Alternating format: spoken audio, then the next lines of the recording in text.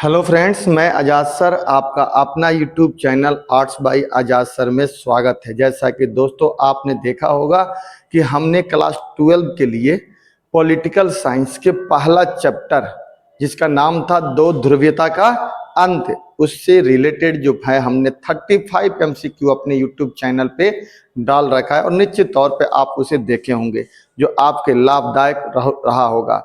उसी तरह से आज हम फिर से आपके लिए दूसरे चैप्टर के लगभग 40 क्वेश्चंस हम लेकर के आए हैं जो पूरी तरह से चैप्टर से ही रिलेटेड है। एक भी क्वेश्चन आपके एनसीईआरटी से बाहर नहीं है और वह क्वेश्चन है सत्ता के नया केंद्र।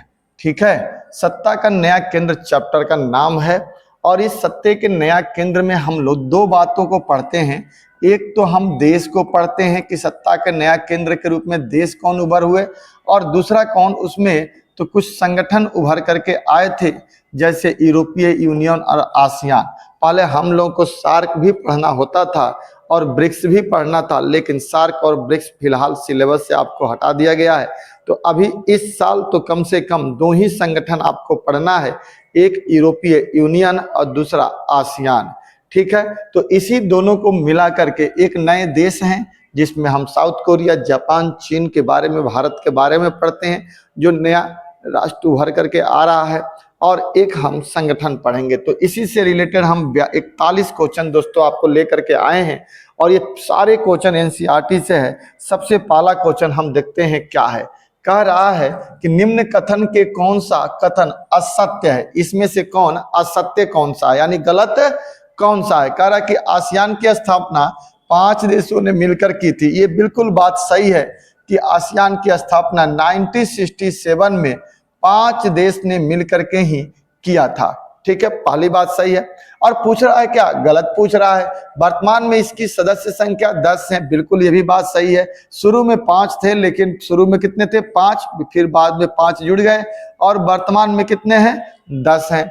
आसियान के कामकाज में राष्ट्रीय सार्वभौमिकता का सम्मान करना महत्वपूर्ण है, ये भी बात बिल्कुल आपका सही है। लेकिन कह रहा है डी, 1992 में आसियान क्षेत्रीय मंच की स्थापना हुई थी। मेरे भाई ये गलत क्वेश्चन है, क्योंकि 1992 में नहीं हुई थी, 1994 में आसियान क्षेत्रीय मंच की स्थापना हुई थी और यह सत्य पूछ रहा है। इसका मतलब आपका उत्तर क्या हो जाएगा, डी हो जाएगा। ठीक है, अब चलते हैं अगला क्वेश्चन हम आपको बताने कि जापान का किस देश के साथ सुरक्षा गठबंधन है। यानी जब जापान पर सेकेंड वर्ल्ड वॉर के दौरान जब नागासाकी और हिरोशिमा पे बम गिराया गया, तब से जापान ने अपने सैन्य सुरक्षा की जिम्मेदारी अमेरिका को दे दिया था और खुद हट गया था। और वही वो पूछ रहा है कि जापान किस देश के साथ सुरक्षा गठबंधन है, तो उत्तर इसका हो जाएगा अमेरिका। हालांकि अब वर्तमान में उसने इसको चेंज किया है और ऑस्ट्रेलिया की तरफ गया है पूरी तरह से, लेकिन पुराना क्वेश्चन एनसीईआरटी का है तो अमेरिका ही इसका उत्तर होगा। अब कह रहा है कि आबादी के लिहाज से जापान का विश्व में कौन सा स्थान है, तो दोस्तों इसका स्थान 11वां है। कितना है, 11वां है। सत्ता के नया केंद्र में जापान बहुत ही महत्वपूर्ण आपके लिए बन जाता है। अगला कह रहा है कि 1972 में चीन ने किस देश के साथ संबंध बनाकर अपना राजनीतिक और आर्थिक एकांतवास समाप्त किया था।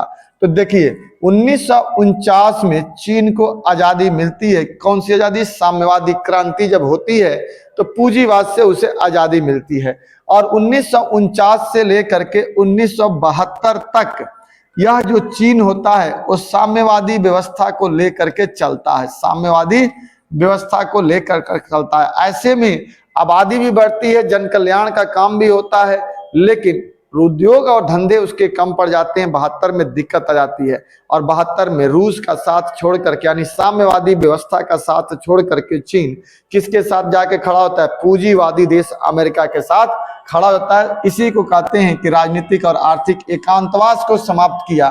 तो किसके साथ जुड़ गया था, अमेरिका के साथ जुड़ गया था। अगला क्वेश्चन कह रहा है कि यूरोपीय यूनियन का 27वां सदस्य कौन सा है। तो यूरोपीय यूनियन की 27वां सदस्य क्रोएशिया है। कौन सा है दोस्त, क्रोएशिया है। अगला कह रहा है क्या कि इनमें से कौन सा आसियान के संस्थापक सदस्य नहीं है। यानी आसियान की स्थापना जब 1967 में हुई थी तो उस समय 5 देश थे, उसमें से कौन नहीं है?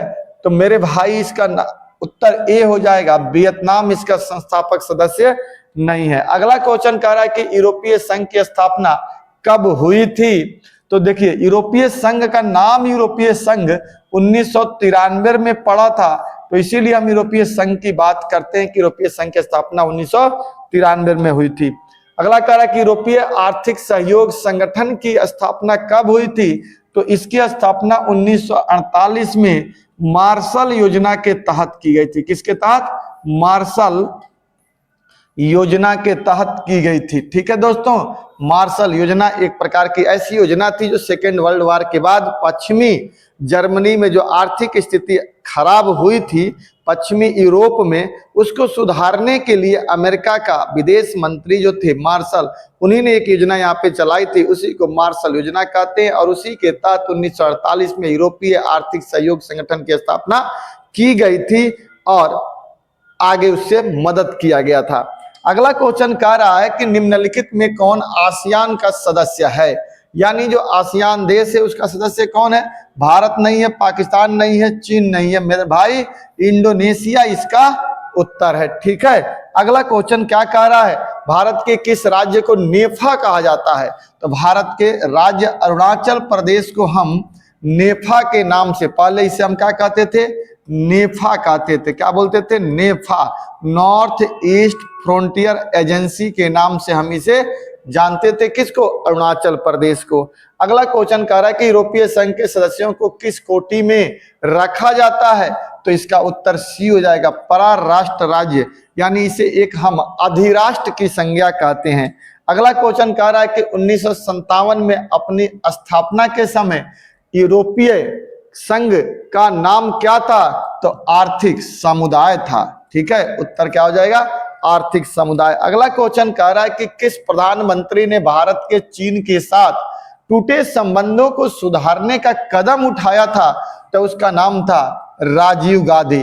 राजीव गांधी जब 1984 में देश के प्रधानमंत्री बने थे तो उसके बाद 1998 में ये कहाँ गए थे? चीन की यात्रा किए थे। अगला कह रहा है क्वेश्चन क्या, कौन सा वर्ष भारत चीन मित्रता वर्ष के रूप में मनाया गया है?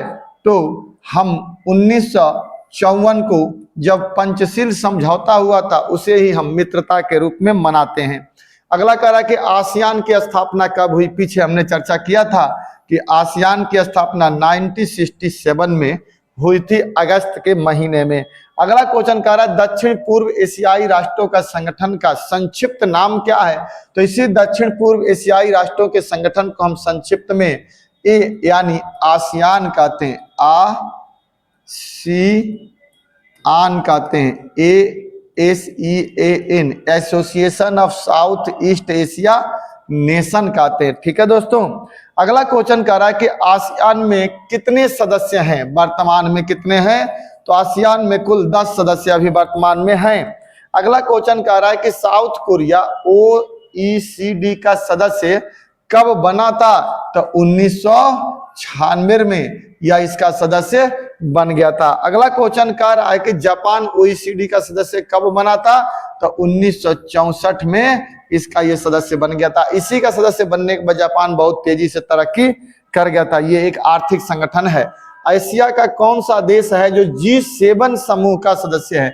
G7 का मतलब होता है ग्रुप 7, यानी 7 मतलब विकसित राष्ट्र, यानी विकसित राष्ट्रों का समूह है, जिसमें एशिया का एकमात्र देश कौन है? जापान है इसमें जो शामिल है, बाकी नहीं तो अमेरिका, कनाडा, ब्रिटेन, फ्रांस ये लोग हैं। अब कह रहा है कि तेजी से हुए आर्थिक शक्ति का विकास हान नदी पर चमत्कार निम्नलिखित में से किस देश की संबंधित है?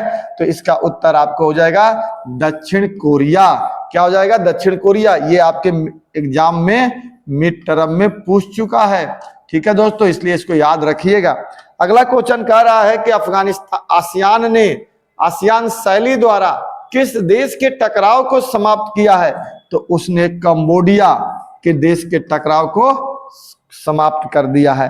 अगला कह रहा है कि यूरोपीय संघ की मुद्रा का नाम क्या है? यूरोपीय संघ की मुद्रा का नाम यूरो है। ठीक है, क्या नाम है? यूरो है। अगला क्वेश्चन क्या कह रहा है कि खुले द्वार की नीति को किसने अपनाया था? खुले द्वार की नीति जो थी चीन ने 1978 में अपनाया था। कब अपनाया था?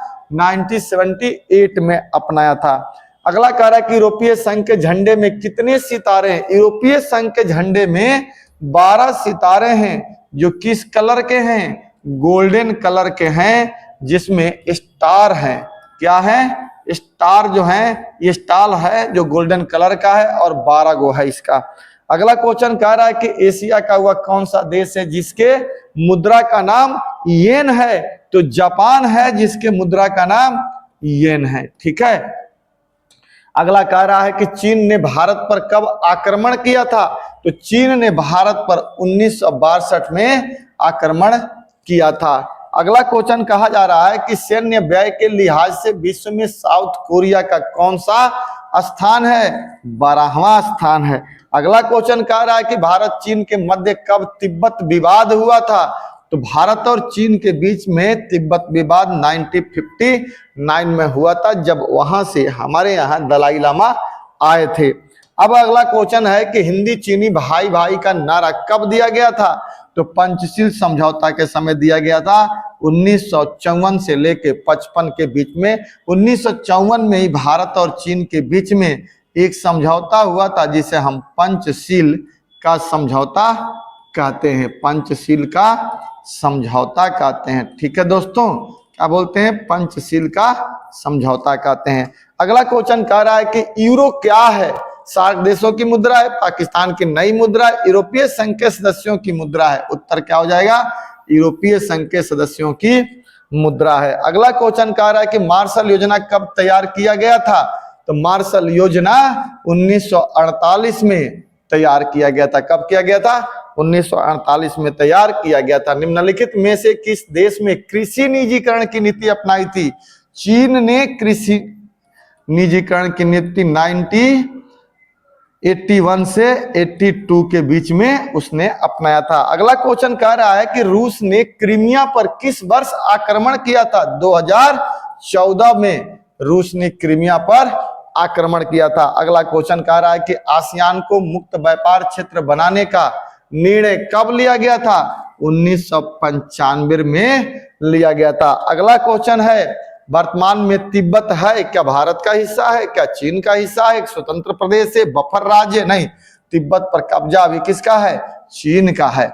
अगला क्वेश्चन है कि किसका आर्थिक, राजनीतिक, कूटनीतिक तथा सैनिक प्रभाव जबरदस्त है? यूरोपीय यूनियन का है, जिसे हम EU के नाम से जानते हैं, जिसकी स्थापना मार्शल योजना या यूरोपीय आर्थिक सहयोग संगठन के द्वारा 48 में हुई थी। आगे चल करके इसको 1993 में इसका नाम बदल करके यूरोपीय यूनियन कर दिया गया। अगला क्वेश्चन कह रहा है कि रूस की मुद्रा का नाम क्या है? तो रूबल है।